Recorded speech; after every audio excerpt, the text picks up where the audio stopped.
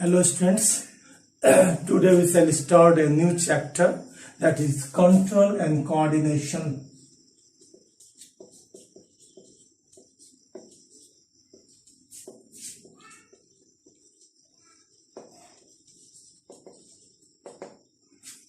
Control and coordination, it is an interesting chapter and you look its example all the time.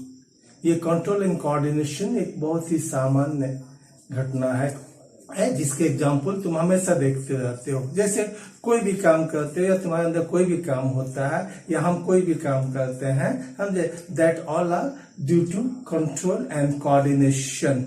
अब जैसे मान लो कि कोई चीज यहाँ है, समझे, तो सबसे पहले आंख ने हमें इसे देखा, देख के बाद ये सूचना दिमाग को गई, दिमाग ने हाथ को ऑर्डर दिया, समझे, दिमाग ने डिटेक्ट किया, पहचाना कि वो चीज हमारे काम लायक है या नहीं, उठाए या नहीं उठाए, तो दिमाग ने उसे ऑर्डर दिया, समझे, और ऑर्डर देने के बाद तब हाथ को ऑर्डर दिया और हाथ उसे पिकअप किया, उठाया। तो ये जो चीजें हैं ये that is due to control and coordination, समझे। अभी मान लो कि तुम अभी अपने रूम में बैठे हुए हो, अचानक, समझे, तुम्हारी माँ आवाज देती है, समझे, कि सचिन या सुनीता, समझे, चलो टाइम हो गया है स्कूल जाने का, अब खाना खा लो। तो ये बात तुम्हारे कान में आई, कान से दिमाग में पहुंची, दिमाग ने फैसला किया कि हाँ स्कूल जाने का वक्त हो गया, चलो, समझे। उसने पाँव को ऑर्डर दिया, पाँव से तुम चल के वहां गए खाने के पास, खाने को आंख ने देखा, समझे, आंख ने देखा, आंख ने ये हाथ को ऑर्डर दिया और तब तो हाथ जो है उस खाने पे गया, उसके बाद खाना चालू कर दिए। तो that all the work it is due to control and coordination. कोई भी चीज ये जो सामान्य घटना होती है, जो चीजें होती है, समझे, अचानक मान लो कोई हॉट चीज है, समझे, हॉट चीज, और अचानक तुम्हारे हाथ वहां लग जाता है तो खींच लेते हो, समझे, तो that is due to control and coordination. उसका ये हुआ, समझे, मतलब वो तुम्हारा फील किया बॉडी, और बॉडी फील करके उसकी सूचना दिमाग को गई और दिमाग ने क्विक ऑर्डर दिया, हम एटॉन्स, और एटॉन्स जो है वो काम कर लिए। तो ये सब जो चीजें हैं ये दैनिक जीवन के एग्जाम्पल है जो कंट्रोल एंड कोऑर्डिनेशन के तहत आता है। इसके पहले हम लोगों ने लाइफ प्रोसेस में कुछ सिस्टमों का अध्ययन किया है, जैसे हम digestive system,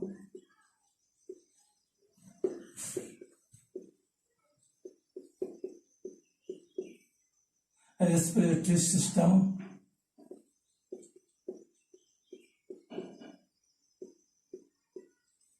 excretory system,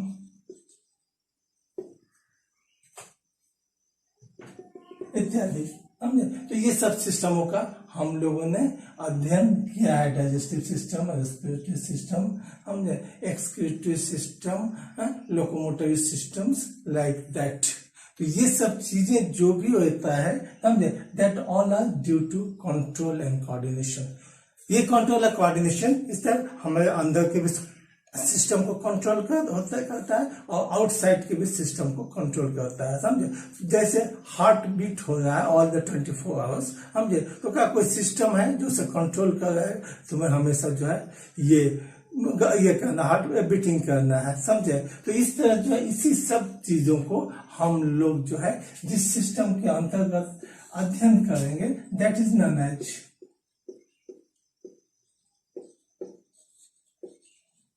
nervous system, and second one is known as endocrine system। ये दो सिस्टम के अंतर्गत हम इसको अध्ययन करेंगे, समझे।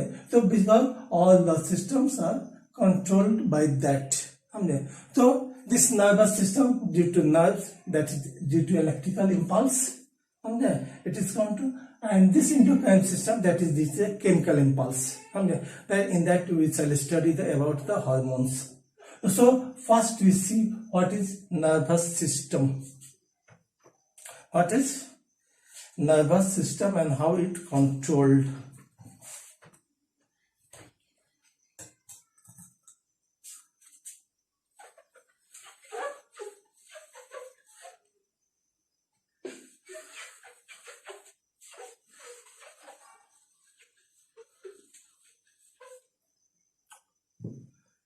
सो nervous system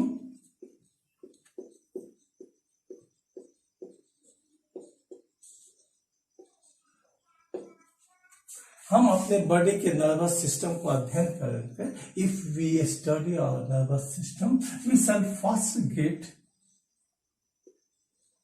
a top structure which is found in our head is called brain. इसको हम लोग क्या कहते हैं? ब्रेन. यहां से एक स्ट्रक्चर निकलती है जो सीधे नीचे की तरफ जाती है. हम this is known as spinal cord. This is known as spinal cord. अब इस स्पाइनल कॉर्ड से बहुत से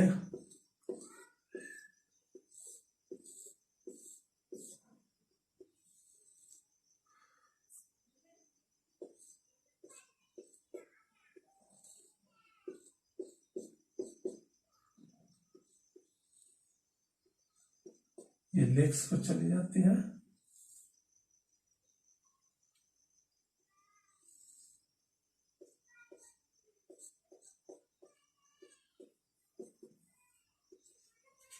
और ये नर्व. तो ये 3 पार्ट्स जो होते हैं अंदर से एक जाल सा तमाम बॉडी के अंदर फैला हुआ होता है.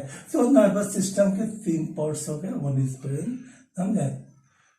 Next one is spinal cords, third one is nerves. तंत्र का है. तो ये क्या एक टोटल सिस्टम होता है. और ये सिस्टम क्या होता है और ये सिस्टम हाउ इट कैसे ये काम करता है. इसके अलावा हमारे बॉडी में 5 सेंस ऑर्गन है. 5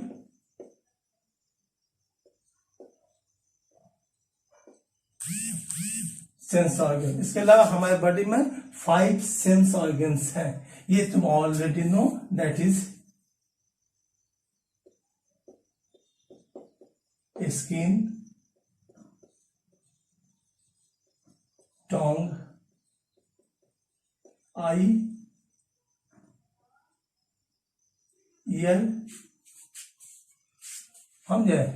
स्किन, टंग, आई, ईयर. और इसके अलावा कोई एक होता है हमें we know that there are 5 sense organ. समझे. 1 skin, tongue, eye, ear and nose. ये 5 जो है ये आंख, नाक, कान, त्वचा और जीभ. ये 5 जो है सेंस ऑर्गन है. समझे. They are connected to the, suppose मान लेना, they are connected to the nerves. समझे. Means they are and in that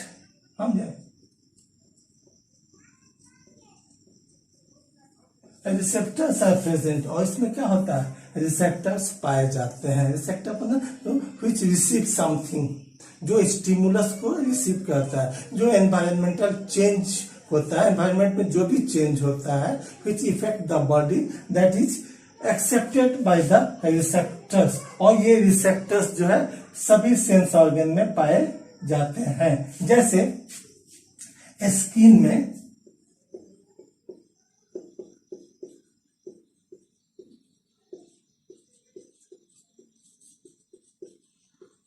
thermo receptors पाए जाते हैं. टंग में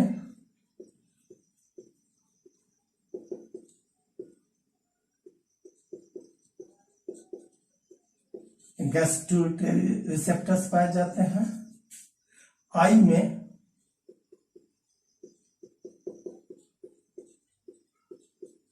फोटो रिसेप्टर्स पाए जाते हैं.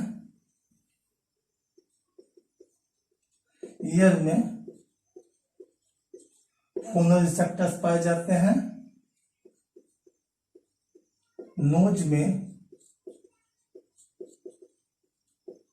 ओल्फैक्टरी रिसेप्टर्स पाए जाते हैं. तो ये सभी रिसेप्टर्स जो है सबों में क्या होता है. तो इसको हम कह सकते हैं व्हाट इज रिसेप्टर्स. तो रिसेप्टर्स समझे, a group of cells which found in sense organs and detect the change in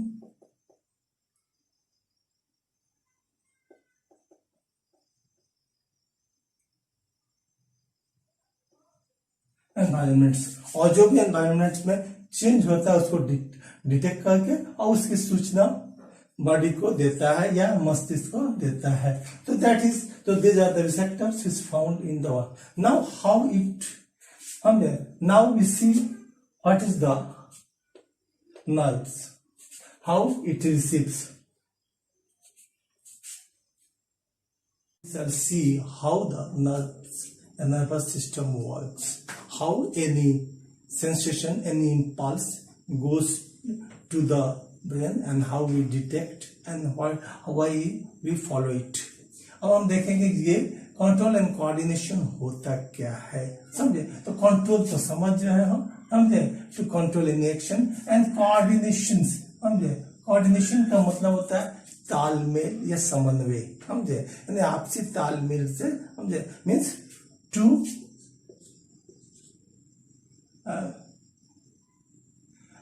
to do any work the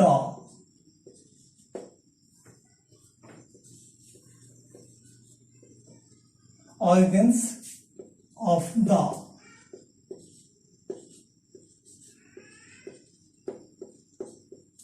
organism, to do any work the organs of the organism, समझे,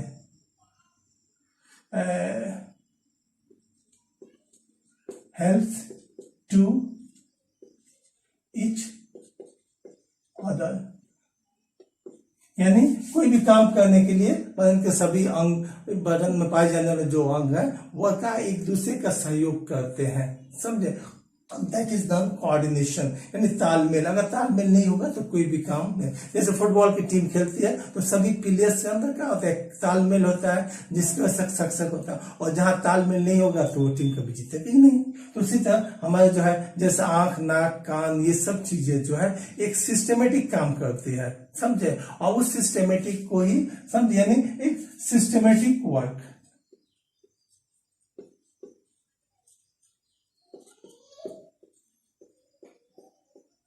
यानी एक system के तहत ये काम करती है कि हाँ कैसे का। तो वही तो आपस में जो ये तालमेल है, मेल to do any work the organs of the organism helps to each other, समझे, यानी ये आपस में एक दूसरे का सहयोग करते हैं और यही क्या कहलाता है, कोऑर्डिनेशन के नाम से जाना जाता है। Now we know that our body is composed of cells, समझे। सिमिलरली हमारे बॉडी सेल्स के बने होते हैं, इसी तरह all the nerves are also composed of cells called neurons. हमारे ये नर्व किसके बने होते हैं, एक cell unit, so it is known as neurons is the unit of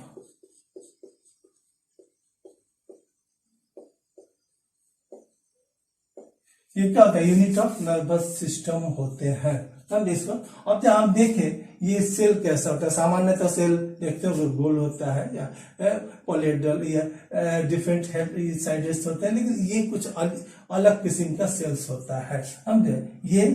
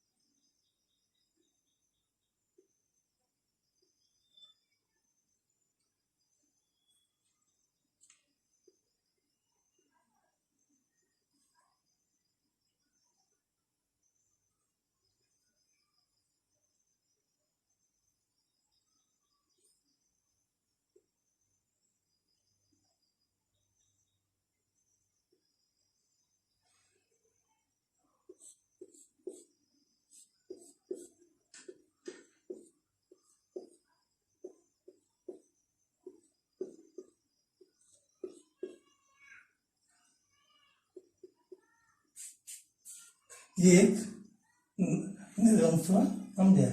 और ये क्या होता है सामान्य, देखा कुछ अजीब किस्म का, ये it is the longest cell, समझे, it is the longest cell. और इसमें देखो ये जो है ये उंगलियों के जैसे सब प्रोजेक्शंस निकले हुए हैं और इस पर सब पतले पतले धागे हैं, समझे, this are known as dendrites. और ये बीच में that is known as nucleus. ये आउटसाइड जो होता है ये that is known as cytoplasm. और इस टोटल को ये जो सब देखा है ये न्यूक्लियस और साइटोप्लाज्म मिलकर क्या बनाते हैं, सेल बॉडी। तो ये अंदर का जो भी पार्ट्स है ये सब मिलकर सेल बॉडी। उसके बाद एक देखोगे इसमें टेल के जैसे स्ट्रक्चर निकला हुआ होता है, that is known as axon, that is known as axon. इसके अंदर ये एक शीट सा होता है जिसको मैलिन शीट के नाम से जानते हैं। और ये लास्ट में एंडिंग्स हो जाता है, that is known as nerve endings. ये बीच में जगह जगह नोड्स होते हैं, that is known as node of Ranvier. तो ये जो है एक कंप्लीट क्या नाम है इसके न्यूरॉन्स के स्ट्रक्चर्स हुई है। अब ये जो है, अब यहां देखो, यहां से मान लो ये कोई सेंस ऑर्गन है, suppose this is the sense organ, समझे, this is the sense organ. मान लो कोई स्किन ही है, suppose it is a sense organ. When any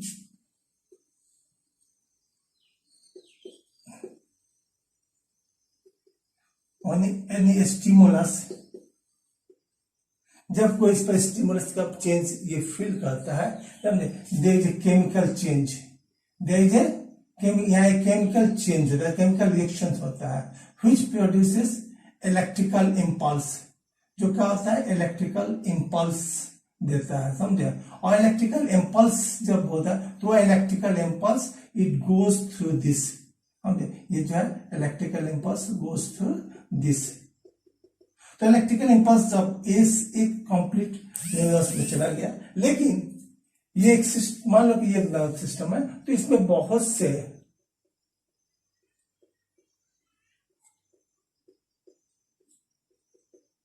nerves बने हुए हैं, समझे, और एक के बाद एक सिस्टमेटिक सब सजे हुए हैं। तो मान लो एक का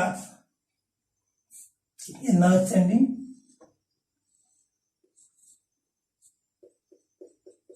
और ये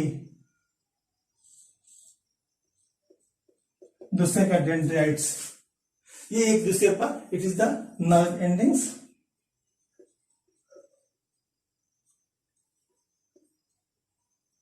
और ये डेंड्राइट्स। तो अब यहां से ये तो जो इंपल्स आया था वो यहां तक आ गया। अब उसके बाद सेकंड न्यूरॉन में वो कैसे जाएगा, यहां तो उसकी एंडिंग हो गई, समझे। अब यहां और यहां बीच में थोड़ा सा गैप होता है, that is known as synapse, means gap between two neurons. दो न्यूरॉन्स के बीच में जो गैप होता है, यानी in other words the gap between dendrites and the nerve ending, उसको हम सिनेप्स के नाम से जानते हैं। अब यहां पर जब इंपल्स आ गया इलेक्ट्रिकल इंपल्स, तो बीच में तो गैपिंग है, समझे, तो फिर ये सेकंड सेल में कहीं पहुंचेगा। तो just here is also a chemical reaction occur. यहां भी जब ये स्टक करेगा तो यहां जो है केमिकल रिएक्शन ऑकर, यहाँ एक केमिकल रिएक्शन उत्पन्न होगा, और फिर वो केमिकल रिएक्शन इलेक्ट्रिकल इंपल्स उत्पन्न करेगा, जो दूसरे न्यूरॉन्स को जाएगा उसके डेंड्राइट्स होते हुए, समझे, इसके डेंड्राइट्स होते हुए आएगा, फिर इसके नर्व सेंडिंग पर आएगा, तो फिर यहाँ केमिकल रिएक्शंस होगा जिसको से इलेक्ट्रिकल इंपल्स होगा, और उसका थर्ड वाले में आएगा। इस तरह one by one it goes to the spinal cord और ब्रेन, समझे, मिड सेंटर। तो in this way any any stimulus goes to the brain, and the brain detect and then take action according to that, and that we shall study in the next video.